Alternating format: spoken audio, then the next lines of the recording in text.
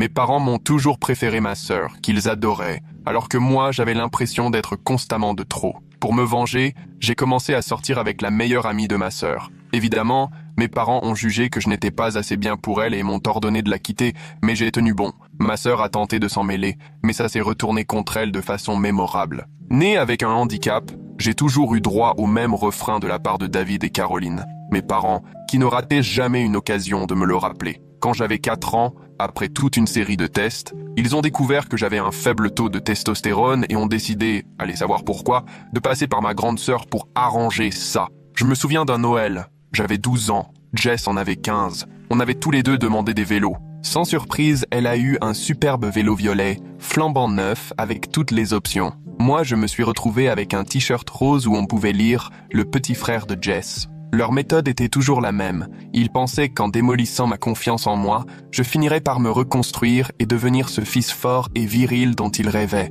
Mais, comme vous vous en doutez, leur plan a été un fiasco total. Plus ils s'acharnaient, plus je me repliais sur moi-même, sombrant peu à peu dans la déprime et l'angoisse. Sauf qu'à un moment, ils n'en avaient même plus rien à faire. Leur pseudo-remède s'est transformé en un favoritisme éhonté et une indifférence quasi totale à mon égard. Un jour, au collège, Jess a eu un B sur son bulletin et mes parents ont fait installer une banderole sur la maison. Notre fille a eu un B, photo à l'appui. Quand je suis rentré avec des félicitations pour mes A, vous devinez ce que j'ai eu? Je vous aide. C'est en 2 mots. Ça commence par rien et ça finit par du tout. Si vous pensiez à rien du tout, vous aviez vu juste. Et c'était même moins que ça. Comme si ça ne suffisait pas, ils ont retourné ma chambre parce que je n'avais pas eu que des A+. Après ça, je n'attendais plus grand-chose. Même quand j'ai été accepté dans une bonne fac avec une bourse partielle, ça n'allait jamais. Pour eux, je restais une déception parce que je n'avais pas décroché une bourse complète. Jess, elle, a failli tout rater, mais a prétexté vouloir prendre une année sabbatique, qui aura finalement duré 5 ans. Pour fêter ça, ils lui ont organisé une soirée et offert un ordinateur flambant neuf pour soutenir sa vocation créative.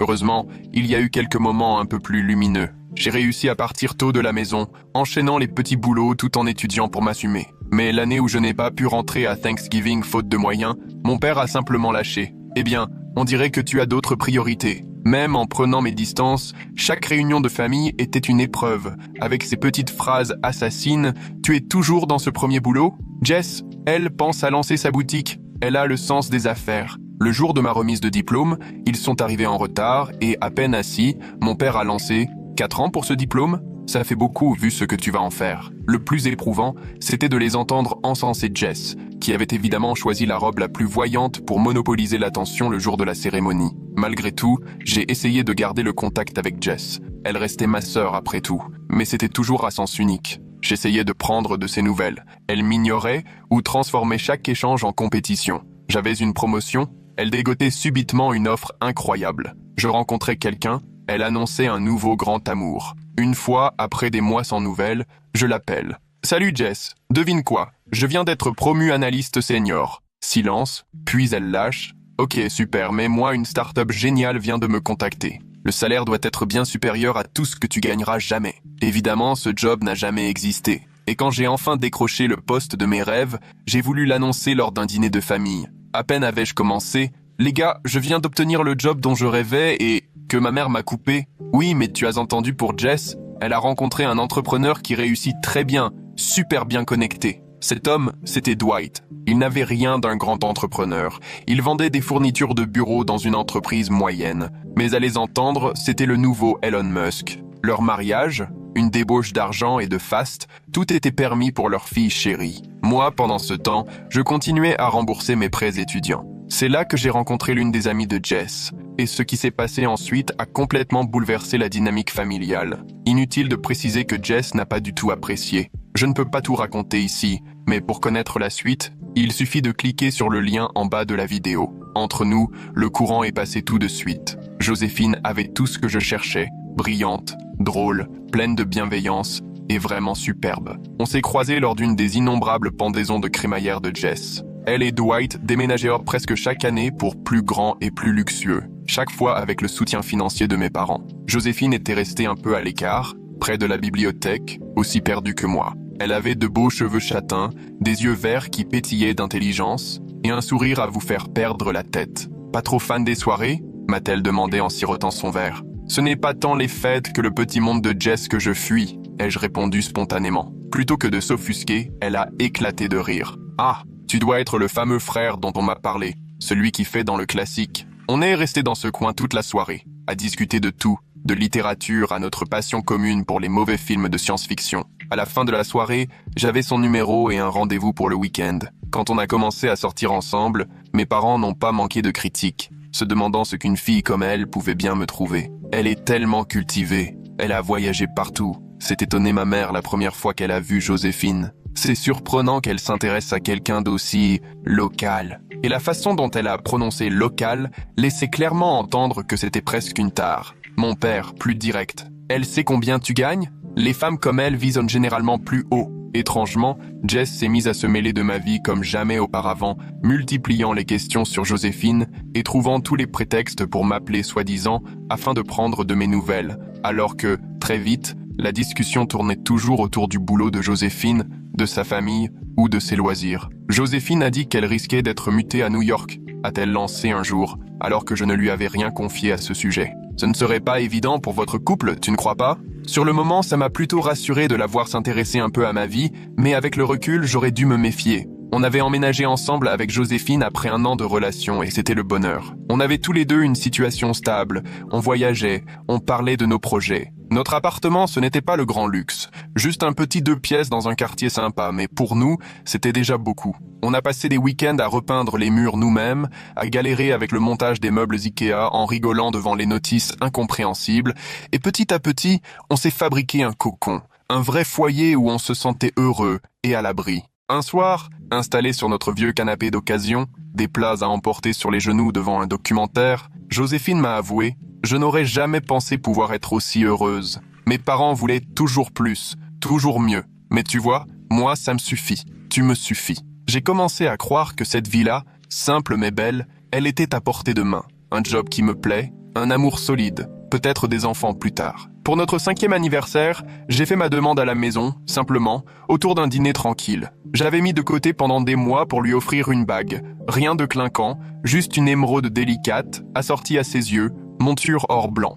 Je l'avais cachée dans son dessert préféré, un soufflé au chocolat dont j'avais peaufiné la recette en secret une bonne 12aine de fois. Quand elle est tombée dessus, elle avait les larmes aux yeux. « Oui », a-t-elle soufflé avant même que je pose la question. « 1000 fois oui. On voulait prendre notre temps pour organiser le mariage. Rien ne pressait. On avait toute la vie devant nous. Du moins, je le croyais. » L'annonce à ma famille a donné lieu à des réactions pour le moins révélatrices. Maman a forcé un sourire en lâchant un « c'est charmant » qui sonnait tout sauf sincère. Papa a grogné, marmonné un vague « on verra » avant de se replonger dans son match, et c'est Jess qui a eu la réaction la plus étrange. Félicitations de façade, sourire étrangement carnassier, mais j'ai préféré mettre ça sur le compte de mes propres insécurités. « Fais voir la bague !» a aussitôt exigé Jess en attrapant la main de Joséphine pour examiner la bague d'un œil critique. « Oh, c'est mignon, simple, mais ça te ressemble bien. » Plus tard, j'ai surpris maman chuchoter à Joséphine. « Ne te précipite pas, ma chérie. Tu es encore jeune. Tu as tellement d'opportunités devant toi. » Traduction. Je ne faisais pas vraiment partie du lot. L'année suivante a filé à toute vitesse entre les préparatifs, le boulot qui devenait plus stressant, tous les deux à faire des heures pour économiser, pour le mariage et pour notre futur chez nous. On ne se voyait plus autant, et je me disais que ce n'était qu'une mauvaise passe, que tous les couples traversent ça. Nos soirées tranquilles se faisaient rares, souvent écourtées par la fatigue ou le travail de l'un ou de l'autre. Le jour où j'ai proposé un week-end en amoureux, Joséphine a semblé hésiter. « Je ne sais pas si je vais pouvoir me libérer en ce moment », a-t-elle répondu sans me regarder. « Le dossier Johnson me prend tout mon temps. » Je comprenais. Nos carrières passaient avant tout cette année-là. C'était un sacrifice, mais j'étais certaine qu'on finirait par souffler. « On y arrivera », lui ai-je promis en lui serrant la main. « Après le mariage, on fera enfin ce voyage dans le Maine dont on rêve depuis si longtemps. » Mais avec du recul, j'aurais dû voir les signaux. Joséphine passait ses soirées le nez sur son téléphone, éclatait de rire en cachant ses messages, prétendait que c'était le boulot. Elle sortait davantage, rentrait tard, sentant le vin et l'eau de toilette, mais je lui faisais une confiance aveugle. L'idée qu'elle puisse me tromper, encore moins avec le mari de ma sœur, ne m'a même pas traversé l'esprit. Une nuit, vers 2h du matin, je me suis réveillé et j'ai remarqué qu'elle n'était pas là. Je l'ai retrouvée recroquevillée sur le canapé, à chuchoter au téléphone. Quand elle m'a vu, elle a sursauté comme une gamine prise sur le fait. « Désolé, je t'ai réveillé ?» a-t-elle balbutié en rangeant son portable à toute vitesse. Je parlais avec Sarah des robes de demoiselle d'honneur. À 2 heures du matin, j'ai haussé les épaules et suis retourné me coucher en chassant le doute. Après tout, Sarah, sa témoin, était du genre désorganisé. Ce n'était pas complètement tiré par les cheveux, mais c'était un signe de plus. Joséphine, qui jusque-là fuyait les repas de famille, s'est mise à parler de Jess et Dwight, à proposer dîner à 4 et retrouvailles avec mon clan. On devrait dîner avec Jess et Dwight ce week-end, lançait-elle l'air de rien. J'ai croisé Dwight dans un café près de mon bureau hier. Il m'a parlé d'un resto à tester. J'ai trouvé ça bizarre. Dwight bossait à une demi-heure de là, mais je n'ai pas relevé. J'étais contente que Joséphine fasse un effort avec ma famille, même si l'inverse n'était pas franchement vrai. Puis, il y a quelques mois, elle a commencé à changer d'humeur, irritable, fatiguée, nauséeuse en permanence. J'ai cru qu'elle était enceinte. On n'essayait pas vraiment, mais on en parlait parfois. Je me suis surprise à rêver de la soutenir pendant les nausées matinales, de choisir ensemble les couleurs pour la chambre du bébé. Un matin, je l'ai trouvée en train de vomir. Je lui ai tenu les cheveux, massé les épaules, essayé de la rassurer. « Tu crois qu'on devrait faire un test ?» ai-je proposé, le cœur battant. Elle m'a dévisagé, paniqué. Non, c'est sûrement une gastro ou une intoxication alimentaire. Mais les symptômes ont continué. Elle boudait le vin au dîner, devenait livide à l'odeur du café, s'endormait à tout bout de champ. J'ai commencé à laisser des livres sur la grossesse sur sa table de nuit, des articles sur les vitamines prénatales ouverts sur son ordi, même des recherches sur les meilleurs pédiatres du coin. « Tu serais une maman géniale », lui ai-je glissé un soir, blottis toutes les deux sur le canapé. « Notre enfant aurait une chance folle de t'avoir. » À ces mots, elle a éclaté en sanglots et s'est réfugiée dans la salle de bain. J'ai mis cette réaction sur le compte des hormones et je lui ai laissé de la place. Quelques jours plus tard, un soir, elle s'est installée face à moi, les larmes ruisselant sur le visage, et m'a tout avoué. Elle était enceinte, mais l'enfant n'était pas de moi. Je suis resté sidéré. Ces derniers temps, on n'était pas très proches à cause du travail, mais jamais je n'aurais pu imaginer une chose pareille. Quand je lui ai demandé qui était le père, elle s'est effondrée, incapable de retenir ses sanglots et a murmuré « C'est le mari de Jess ». Tout s'est écroulé autour de moi.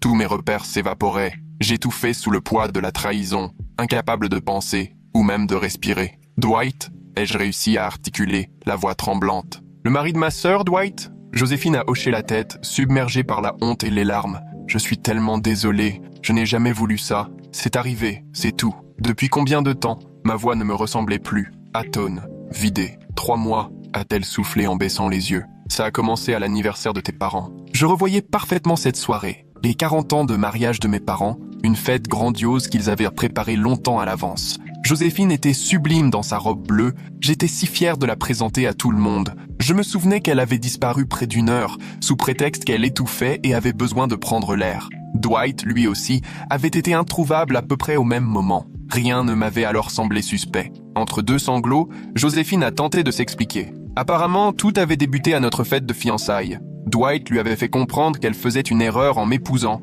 jouant sur ses doutes, lui promettant monts et merveilles, tout ce que je ne pourrais jamais lui offrir. Ce n'était même pas qu'un simple faux pas. Ils entretenaient une liaison depuis des mois. Il m'a dit que tu ne pourrais jamais me donner la vie que je mérite, sanglotait-elle, que je gâchais mon potentiel avec toi. Et tu l'as cru ? Ai-je lancé, abasourdi. Après 6 ans ensemble, tu as vraiment cru ce qu'il racontait ? Au début, non, a-t-elle insisté. Mais il a tellement insisté. Il lui envoyait des messages, glissait des remarques sur le fait qu'elle méritait mieux, relevait la façon dont ma famille me traitait, et comment, un jour, il pourrait traiter nos enfants. J'avais la nausée face à tant de manipulations. Pour lui, c'était vraiment dans l'intérêt de Joséphine. Évidemment que non, a-t-elle murmuré. Il la faisait se sentir désirée, unique. Il affirmait que Jess ne le comprenait plus, qu'ils n'étaient plus que des colocataires. Le scénario classique de l'infidèle en manque d'excuses. J'avais du mal à croire que Joséphine soit tombée dans le panneau, qu'elle ait pu me trahir à ce point. « Où est-ce que vous vous voyez ?» ai-je demandé, voulant tout comprendre de leur tromperie.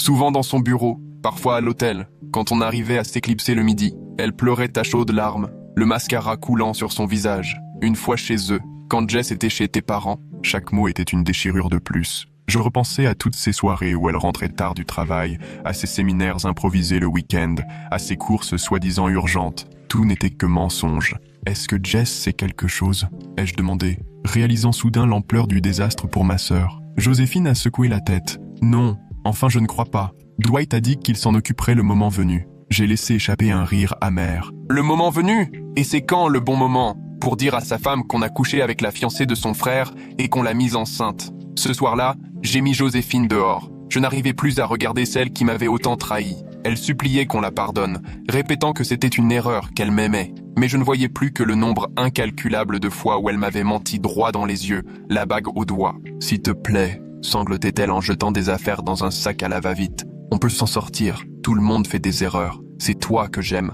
pas lui. Si tu m'aimais vraiment, tu n'aurais pas ouvert ton lit au mari de ma sœur. » Ai-je craché la gorge nouée. « Si tu m'aimais, tu ne m'aurais pas menti pendant des mois alors qu'on préparait notre mariage. J'allais tout arrêter, a-t-elle juré. Je n'ai jamais voulu tomber enceinte. On s'est protégé. »« Visiblement pas assez, » ai-je répondu, glacé. « Sors, tu as 30 minutes pour prendre ce dont tu as besoin. Le reste finira à la poubelle. » Elle a tenté de m'attraper le bras. « Mais je vais aller où ? Je n'en sais rien, Joséphine. Au bureau de Dwight, peut-être ? Vu que tu connais les lieux. Ou dans l'un de vos hôtels favoris. Ce n'est plus mon souci. » Une fois qu'elle est partie, j'ai appelé Dwight. Je ne me souviens plus précisément de ce que je lui ai dit. J'étais submergé par la rage et la douleur. Il a d'abord tenté de minimiser, prétendant que ce n'était qu'une erreur de passage, sans importance. Mais quand j'ai insisté, il s'est braqué. Peut-être que si tu avais été un meilleur fiancé, elle ne serait pas venue vers moi. « Tu te fiches de moi ?» ai-je hurlé au téléphone. « Tu me reproches que tu aies couché avec ma fiancée ? Tu ne manques pas d'air. » « Franche, je suis désolé que ça se soit passé comme ça, »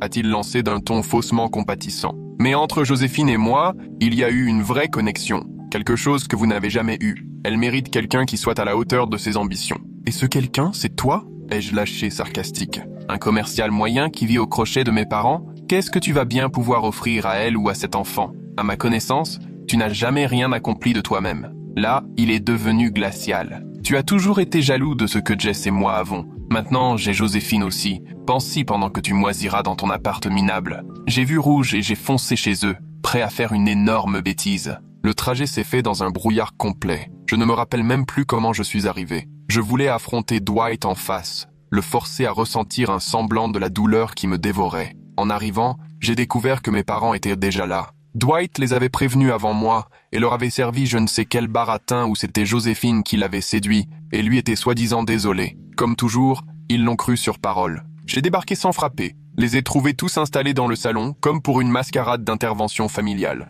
Ma mère réconfortait Dwight d'une main posée sur son épaule tandis que mon père, les bras croisés, affichait son air le plus grave. Jess brillait par son absence, ce qui n'a pas échappé à mon père. « Eh bien, voilà enfin le grand absent », a-t-il lancé d'un ton acerbe. « Tu vas m'expliquer pourquoi tu t'en prends à ton beau-frère ?» J'ai eu un haut le cœur. « Beau-frère ? Tu parles de l'homme qui couche avec ma fiancée depuis des mois ? Celui qui l'a mise enceinte alors qu'il est marié à votre fille ?» Ma mère a poussé un cri étouffé. « Joséphine est enceinte ? Oh, Dwight, mon pauvre chéri. Quel sac de nœuds cette fille a encore fait ?» J'avais du mal à croire ce que j'entendais. « Vous plaisantez, j'espère ? Il a trompé votre fille avec ma fiancée, et c'est encore Joséphine la seule responsable ?» Maman s'est lancée dans un discours sur le pardon et la famille, pendant que papa, bras croisés, me lançait un regard déçu, comme si toute l'affaire reposait sur mes épaules, et que Dwight était intouchable. J'ai essayé de leur expliquer, mais ils ne voulaient rien entendre. Ils répétaient que je devais tourner la page, pardonner Dwight et soutenir Joséphine, car la famille passait avant tout. « Tu ne comprends pas la pression que subit Dwight »,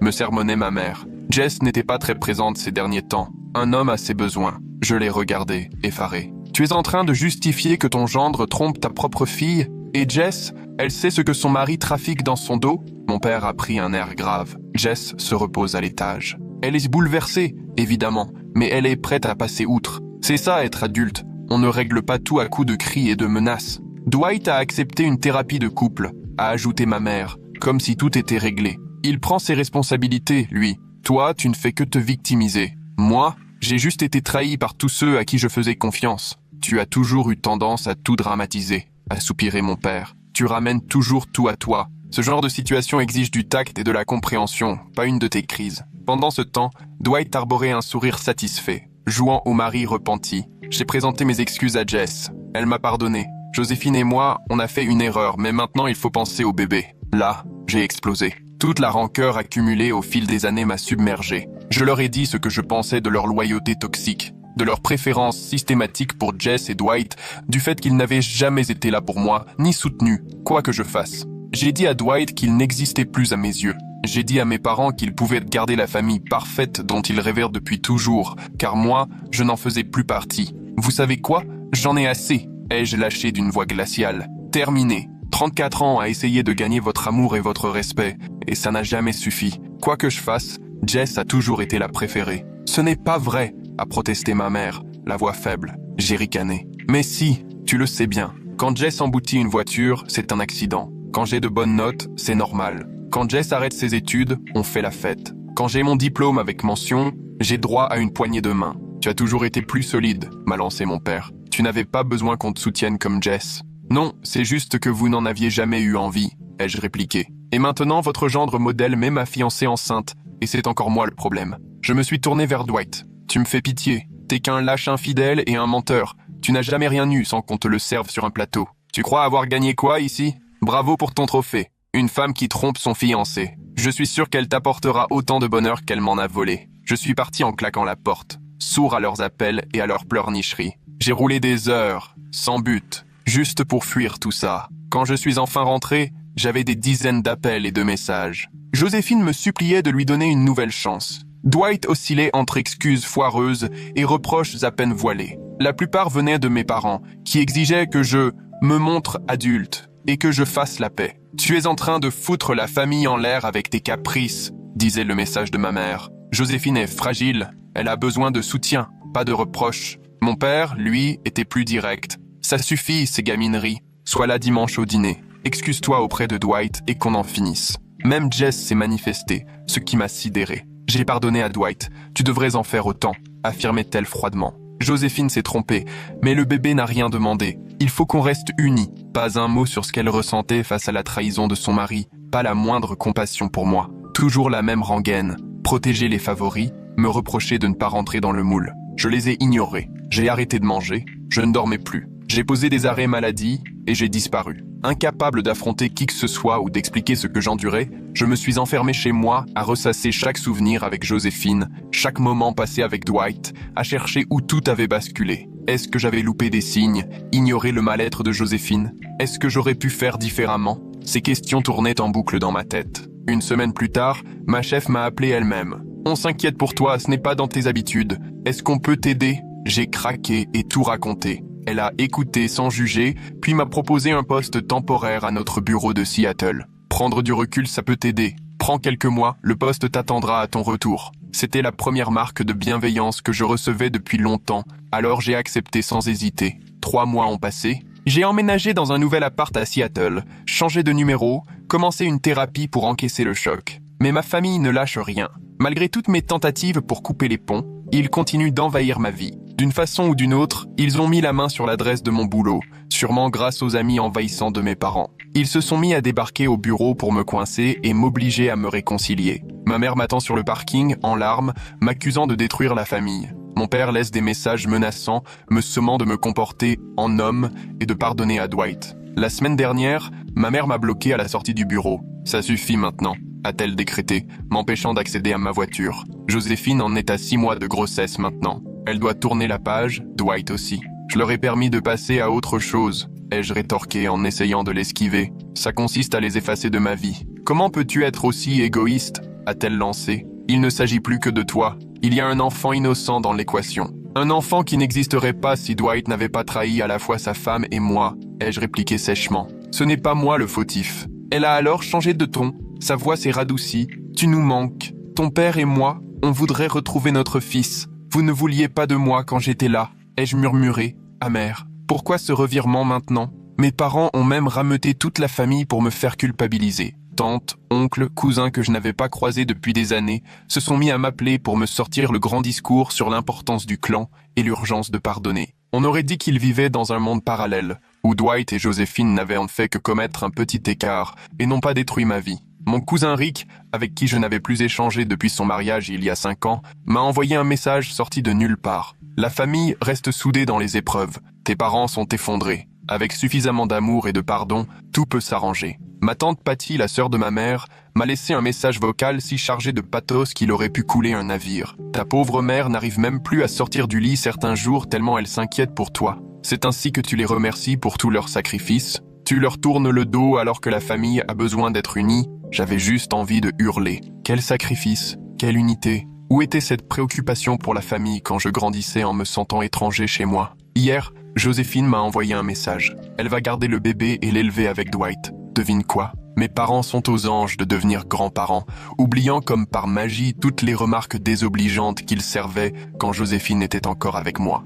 Son message débordait d'excuses et de justifications, expliquant qu'à travers cette épreuve, elle et Dwight avaient trouvé le grand amour. Elle a même eu le toupet de me proposer qu'on devienne tous amis, pour le bien de l'enfant. Je sais que ce n'était pas ce qu'on avait prévu, disait-elle. Mais la vie réserve parfois des surprises. Dwight et moi avons trouvé quelque chose de vrai. Et on espère que toi aussi, tu finiras par être heureux. Au fait, c'est un garçon. On pense l'appeler David, comme ton père. On aimerait que tu sois présent en tant qu'oncle. L'ironie était difficile à avaler. La femme qui m'a trahi voudrait faire de moi l'oncle idéal pour l'enfant de sa trahison, et en prime, lui donner le prénom de mon père, comme si c'était la meilleure façon de s'assurer que mes parents ferment les yeux sur le reste. Je touche le fond. Une partie de moi rêve de tout laisser derrière, de partir à l'autre bout du pays, de changer de nom et de recommencer à zéro, loin de ce désastre. Mais une autre est tellement en colère qu'elle voudrait rester pour leur prouver à quel point tout ça est absurde. Ma psy me dit que je dois affronter mes émotions au lieu de les fuir,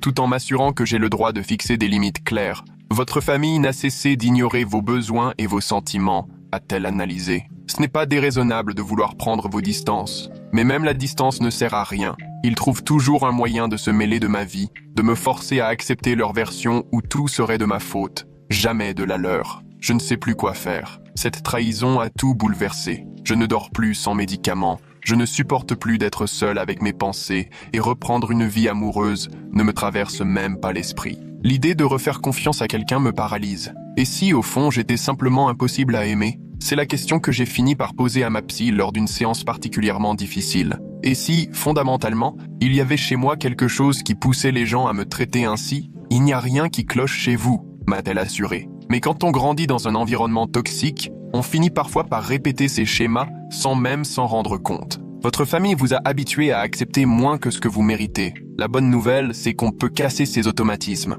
J'ai aussi perdu des amis dans l'histoire, certains pensant que je devrais avaler la pilule et renouer avec ma famille, comme si c'était moi le problème parce que je refuse de faire semblant, encore et encore, d'appartenir à une famille qui m'a autant blessé. Tom, mon coloc à la fac, que je connais depuis des années, m'a surpris avec sa réaction. Les familles, c'est toujours compliqué, tu sais. Ouais, ce qu'ils t'ont fait, c'est grave. Mais à un moment, il faut avancer. La famille, ça reste la famille. Je l'ai tout de suite coupé. Chez moi, le lien du sang n'a jamais rien voulu dire. Pourquoi ça compterait pour moi? L'idée que Joséphine et Dwight vont élever ensemble un enfant qui aurait pu être le mien, c'est comme un couteau planté en plein ventre. Je sais bien, rationnellement, que cet enfant n'y est pour rien. Ce n'est pas sa faute si ses parents sont malhonnêtes et infidèles, mais je n'arrive pas à me réjouir de sa naissance. Mes parents, eux, parlent déjà de mon implication future, comme si j'allais naturellement jouer le rôle d'oncle. Rien que d'y penser, ça me rend malade. Comment pourrais-je regarder ce gamin sans y voir le symbole ultime de la trahison de ma sœur et de son mari? Alors, Reddit, est-ce que je suis la mauvaise personne parce que je refuse de pardonner à l'ex-fiancé de ma sœur et à ma sœur elle-même? Est-ce que j'ai tort de vouloir couper les ponts avec ma famille à cause de tout ça? J'aurais bien besoin de conseils pour avancer, parce qu'en ce moment, j'ai juste l'impression de me noyer dans un océan de trahison et de manipulation. Désolé pour ce pavé. Si tu as eu le courage d'aller jusqu'au bout, merci. Mettre tout ça à plat m'a fait un peu de bien. Je ne sais même pas vraiment ce que j'attends. Un peu de validation, des conseils, ou juste l'occasion de crier dans le vide en espérant qu'au moins quelqu'un entende.